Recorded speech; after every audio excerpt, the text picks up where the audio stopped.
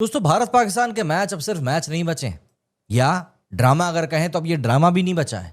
क्योंकि दोनों देशों के बीच में जो टेंशन हमेशा से चलती रहती है ना, अब वो क्रिकेट के मैदान पर भी दिखने लगी है। तो ऐसे में अब आईसीसी से अपील करी जा रही है कि ये जो जानबूझकर आईसीसी टूर्नामेंट के फिक्सचर को इस तरीके से सेट किया जाता है कि इन टीमों के मैच ज्यादा से ज्यादा हो, उसे अब बंद कर देना चाहिए। अभी हमने एशिया कप में भी देखा, पूरे टूर्नामेंट को इस तरीके से डिजाइन किया गया था कि इंडिया पाकिस्तान के मैचेस 3 बार हों।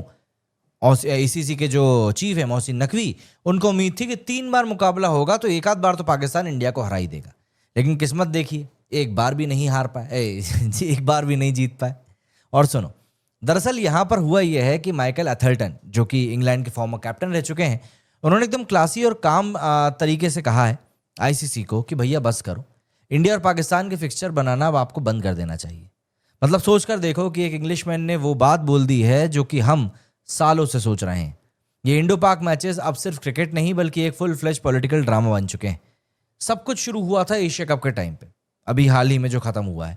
इंडिया वर्सेस पाकिस्तान का एक महामुकाबला हुआ, लेकिन भाई साहब ये मैच क्रिकेट के लिए नहीं बल्कि कंट्रोवर्सी के लिए ज्यादा याद रखा जाएगा। पहलगाम इंसिडेंट और ऑपरेशन सिंदूर के बाद दोनों देशों के बीच में टेंशन ऑलरेडी स्काई हाई थी। उसके बाद जब टीमें आमने सामने आईं तो माहौल एकदम से गर्मा गया। 14 सितंबर को जब सूर्य कुमार यादव की टीम ने पाकिस्तान से हैंडशेक करने से मना किया, तब समझ जाओ कि हवा किस तरफ जा रही है। उसके बाद पाकिस्तान के प्लेयर हारिस राव, फहीम अशरफ और साहिबजादा फरहान ने तो हद ही कर दी। अगले मैच के बीच में ऐसे प्रोवोकेटिव जेस्चर्स किए जैसे कोई स्टेज ड्रामा चल रहा हो। मतलब भाई, क्रिकेट ग्राउंड एक इमोशनल बैटलफील्ड बन चुका था। और एंड में जब इंडिया ने टूर्नामेंट जीत लिया तो ट्रॉफी लेना उन्होंने रिफ्यूज कर दिया, और वो सही भी था, क्योंकि उसे देने के लिए पाकिस्तान के interior minister Mohsin Naqvi stage पर खड़े हुए थे, जो कि इत्तेफाक से एसीसी और पीसीबी के चेयरमैन भी। मतलब एक तरफ जीत है और दूसरी तरफ पॉलिटिकल बॉयकॉट। अब एथरटन ने अपने कॉलम में लिखा है कि भाई आईसीसी को अब ये एक फैसला लेना चाहिए।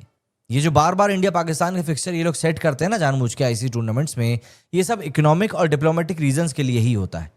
मतलब सिंपल भाषा में बोले तो सिर्फ और सिर्फ ये पैसे का ड्रामा है और कुछ भी नहीं। एथरटन ने कहा कि ये मैचेस आईसीसी के लिए कैश काऊ बन चुके हैं।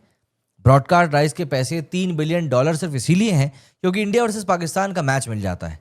वो ये भी बोलते हैं कि अब बायलैटरल मैचेस का वैल्यू गिर चुका है। ये आईसीसी को इसी चक्कर में अपने इवेंट्स को ज़्यादा से ज़्यादा कराना पड़ रहा है, और इसी चक्कर में इंडिया पाकिस्तान के मैचेस भी इतने रेगुलर बेसिस पर हो रहे हैं। और ये सब हो इसीलिए रहा है ताकि उनकी बैलेंस शीट्स भरी रहें। देखिए भैया, स्पोर्ट्स हो गया एक सेकेंडरी, टीआरपी और पैसा आज की तारीख में प्राइमरी हो चुका है।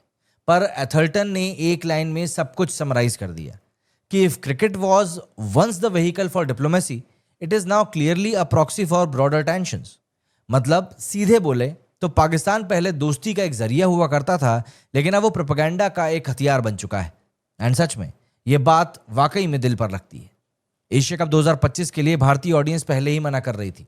इंडिया और पाकिस्तान टीम वहां पर 3 बार भिड़ी और तीनों बार इंडिया ने उनको मुंह की खिलाई। लेकिन हर मैच में एक नई कंट्रोवर्सी, एक नया स्टेटमेंट और एक नया ड्रामा एंगल। अब बस क्रिकेट नहीं, न्यूज साइकिल चलती है इन लोगों के बीच में, ऐसा लगता है। एथरटन ने आईसीसी को सीधा बोला कि अगर तुम सीरियस स्पोर्ट्स को फॉलो कर रहे हो तो फिक्सचर को ट्रांसपेरेंट होना चाहिए। हर बार इंडिया और पाकिस्तान को फेस ऑफ मत कराओ सिर्फ और सिर्फ टीआरपी के लिए।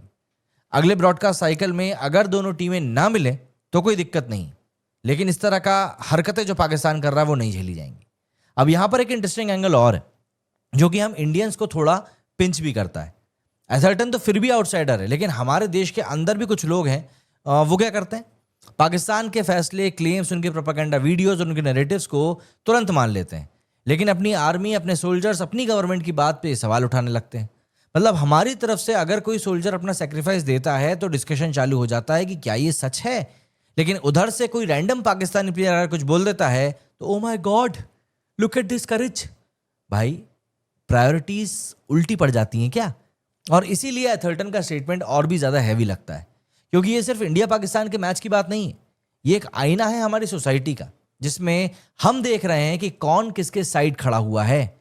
तो ओवरऑल कहानी ये है कि माइकल एथरटन ने वो बोला जो आईसीसी नहीं बोलेगी।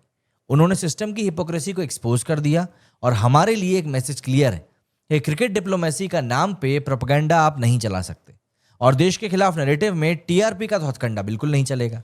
बस इतना समझ लो कि अब मैच नहीं, मैदान बदलने का टाइम आ गया है। क्रिकेट अब सिर्फ गेम नहीं रहा, अब एक बैटलफील्ड बन चुका है। और आखिर कब तक हम इस बैटलफील्ड पे टीआरपी के लिए लड़ते रहेंगे, ये डिसाइड करना आईसीसी को नहीं, हमें करना है कि हमें खेलना है या नहीं खेलना।